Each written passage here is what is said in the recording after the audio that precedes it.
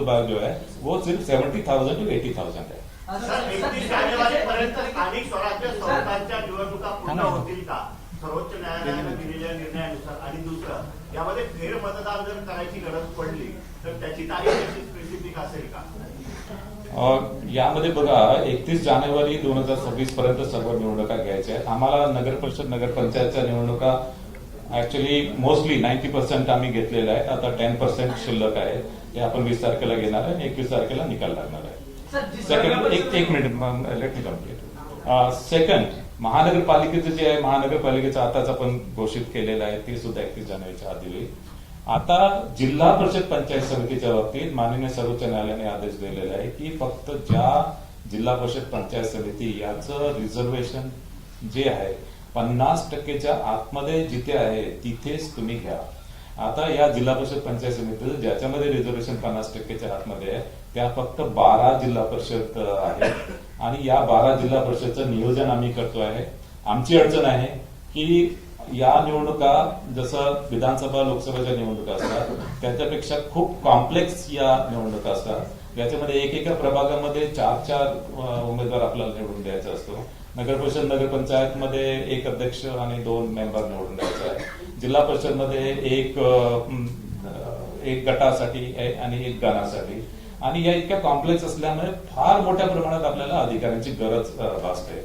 आणि आता ज्या जिल्हा परिषद या 50%च्या आतमध्ये आहे या अशा जिल्हा परिषद आहे तिथे महानगरपालिका सुद्धा आहे आणि त्याच्यामुळे आम्ही या बहुतांश पश्चिम महाराष्ट्र, कोकण आणि संभाजीनगर मधील काही जिल्हे यामध्ये येत आहेत आणि त्याच्यामध्ये त्या जिल्ह्यामध्ये महानगरपालिका सुद्धा असल्यामुळे आम्हाला अधिकाऱ्यांची जी कमतरता आहे, अधिकाऱ्यांची कमतरता भासते, त्याचं नियोजन आम्ही करतोय।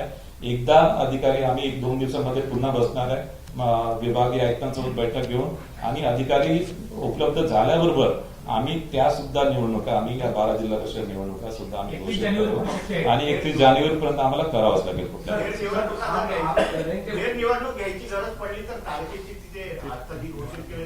यामध्ये काय असतं की फेर निवडणूक जर एखाद्या पोलिंग स्टेशन मध्ये समजा काही इश्यू आला आणि तिथे त्या पोलिंग स्टेशन मधला जर पुन्हा निवडणूक जर घ्यायची असेल तर आपण ऍक्च्युअली मतमोजणी जी आहे ते मतमोजणी आपली सुरू असते आणि मात्र आपण दुसऱ्या दिवशी त्या ठिकाणी त्या पोलिंग स्टेशनवरचा आपण पोलिंग घेतो। सर, ये सभी 29 कॉर्पोरेशन अभी भी लिस्ट फाइनल कर रही है, तो ऐसे में आपको लगता नहीं कि इलेक्शन आज ही अनाउंस करना है जल्दबाजी? नहीं, एक्चुअली ये जो अंतिम मतदार यादी है सभी 29 महानगरपालिका की फाइनल हो गई है और उसके बाद में भी 27 तारीख तक, 27 दिसंबर तक ये पोलिंग स्टेशन वाइज एक्चुअली यादी जो है वो पोलिंग स्टेशन वाइज यादी ये फायनल हो जाएगी। नगरपालिका निवडणुकामध्ये पैशाचा भरमसाठ वापर झाल्याचं पाहायला मिळालं, तशा प्रकारचे व्हिडिओ देखील समोर आलेले आहेत। अनेक ठिकाणी कारवाई केल्याचे केवळ दिखावा झाला, परंतु महापालिका निवडणुकामध्ये यामध्ये प्रचंड अशा प्रकारचा पैशाचा वापर जो आहे तो अधिक होऊ शकतो। त्या संदर्भात अधिक काळजी घेणं गरजेचं वाटतं का आणि तशा प्रकारचं नियोजन निवडणूक आयोगाकडून केलं जाते का? कारण या सर्वाधिक जास्त नगरपालिका निवडणुकामध्ये सर्वाधिक जास्त आरोप केले गेले की पैशाचा वाटप झालेला आहे मतदारांना। नगर परिषद नगर पंचायतीमध्ये साधारणतः ऍक्च्युली ज्या आपण काळजी घेतली होती त्याप्रमाणेच महानगरपालिकेच्या इलेक्शन मध्ये पण आपल्याकडे